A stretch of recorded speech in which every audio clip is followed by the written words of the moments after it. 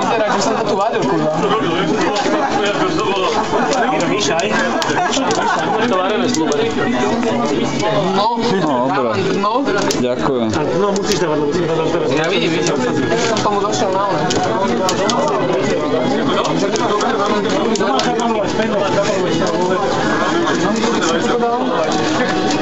Nechaj tak, napaviť si to.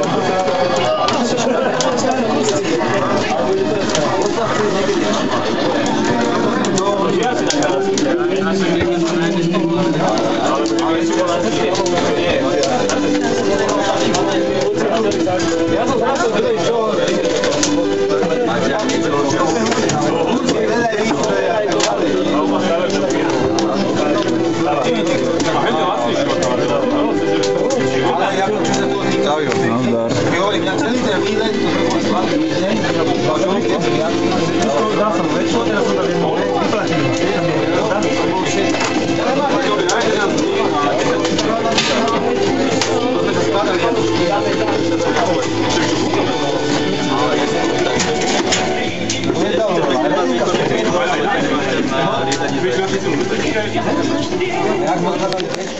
Takže vyhlásili by sme aj takto štandardne nejakú cenu pre najusilovnejšieho pilota, ktorý vlastne má nejak najviac z tých našich kopcov, ktoré sú v tej súťaži nalietané.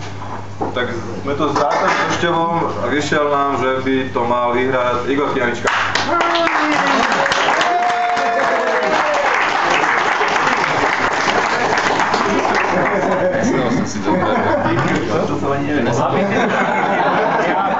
Mine na hlavu! Tak ešte raz poďme.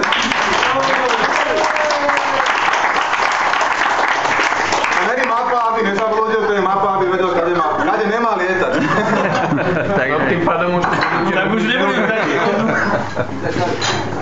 Dobre, ďalšie, čo sme vyhlásili, bolo si to junior, najlepší tí, čo sa vlastne zúčastnili súťaže.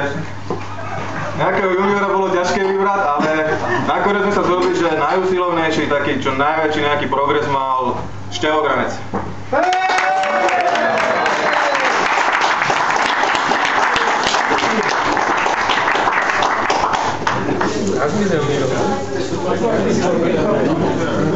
Čo? Ruku podaj! Opa! Usmej sa! Tak ďalej. Ešte potleč mi dnes!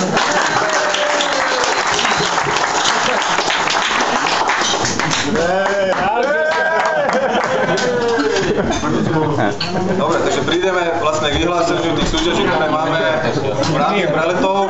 Máme tam dve kategórie, štandard a šport, takže v kategórii štandard tretie miesto patrí Slavo Tremko.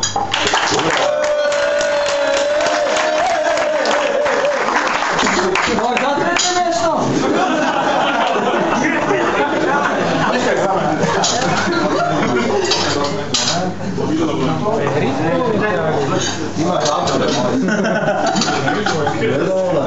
Tento rok máme aj ocenené všetky miesta, spravili sme takéto medaily, respektíve chcem poďakovať Jurovi, ktorý túto vec vymyslel, zabezpečil.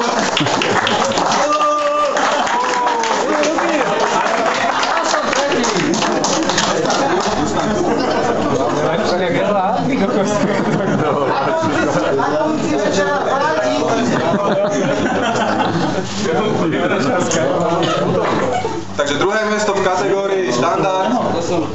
Už tu chalan raz bol, tak poď ešte raz, Števo. Druhé miesto Pišta Granec.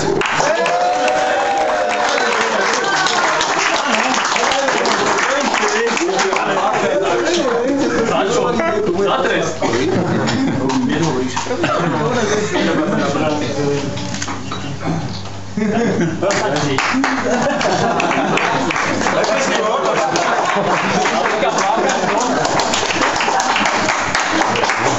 Primátor.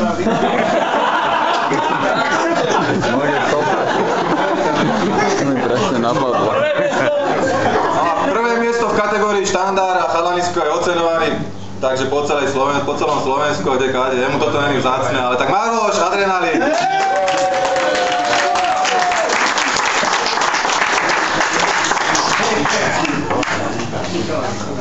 Ja som bol v Amerike, tak ja som nemohol. Ja sa najmal líkalo, tak som bol preč. Áno, ty to zanedbal tento rok. Dobre, tak ja dobre. To sú zabujem vám.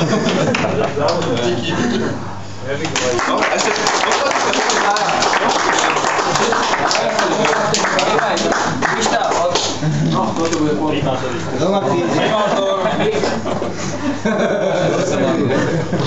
Dobre, stačí.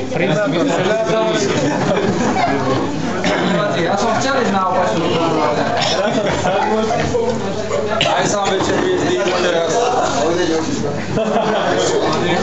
Takže v kategórii športovej, tých, čo lietajú na tých športových krídlach, tam by sme vyhlásili 3 miesta.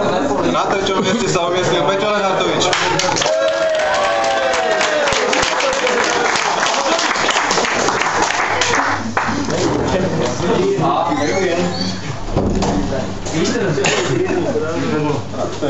Moja prvá medaila v živote.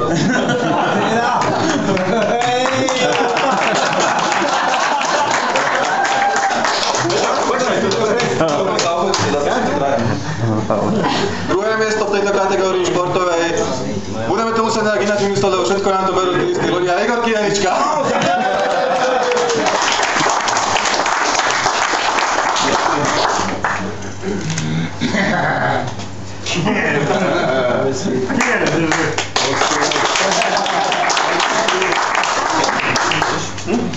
Škoda Milošového úrazu. No a to, ako sa to robí, ako sa lieta v Karpatoch, nám ukázal samozrejme Kučo, takže ten je na prvom mieste v tej kategórii.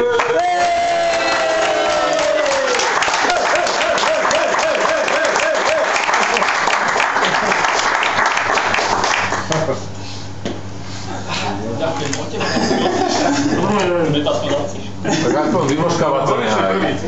Aspoň tam ty nás vymoškávaj. Aj pusu. Hodí sa sem!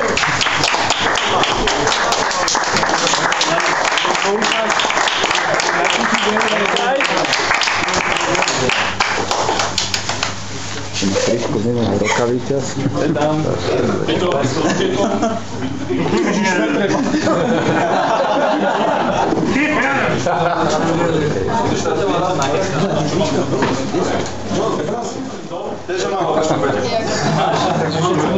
Takže z tých 6 ľudí pekný jeden bod získali traja piloti, všetkých pozývam na plac. Pišta Granec, Juraj Hlavatý a Dušan Suchán.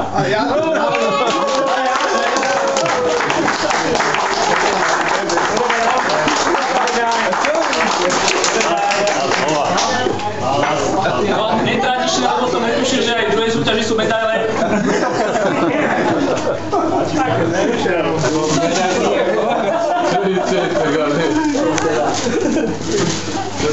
Lepšie naozaj, Gela. Ruku a pusu!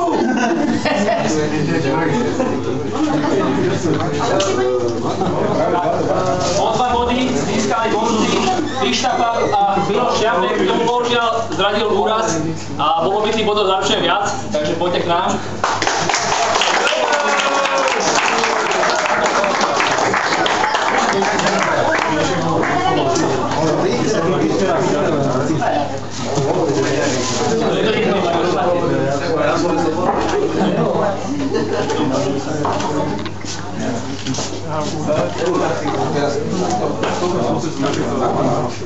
No a najsnaživejší kľúčovinár bol Peťo Lenartovič.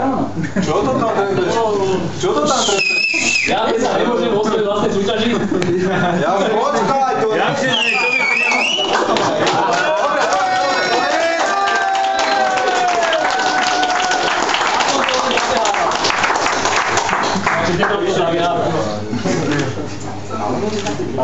Pusu! No, ty sa mohli to nám No a teraz sa tu postav. Kučovinárov. Počkaj. Chlapi, a verím, že národ sa zúčastní viacej ľudí. To vieš čo, mňa teraz vydesilo to, že tú medailu si tomu najlepšiemu veša práve ty, ja som vždy dúfal, Keďže Kučo nemôže vyhlásiť Kučovinu ako sám seba, ale on sa stal tým víťazom, tak vymysleli sme nejaký putovný orešanský orol, takto to vyzerá. Máme súťaž, to znamená, že každý rok to získa niekto druhý, aspoň dúfam, že to získa niekto rok to odovzdávame Kučovi.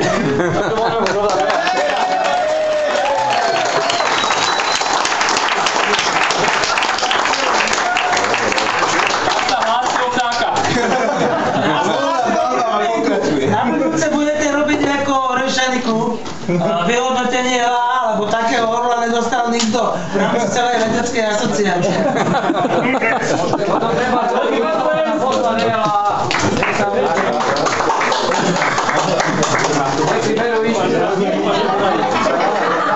To treba môžeme ísť na tú húšku.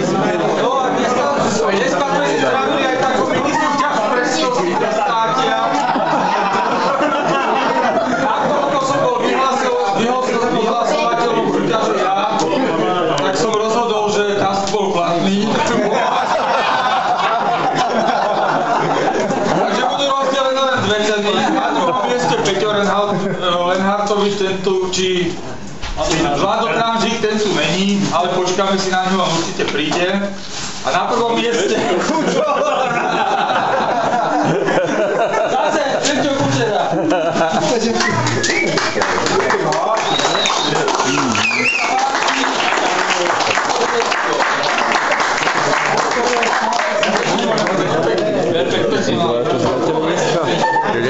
Sú tí dva, čo nezleteli?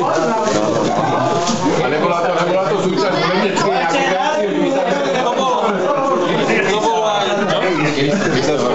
lietanie bez vidna, lietanie, áno.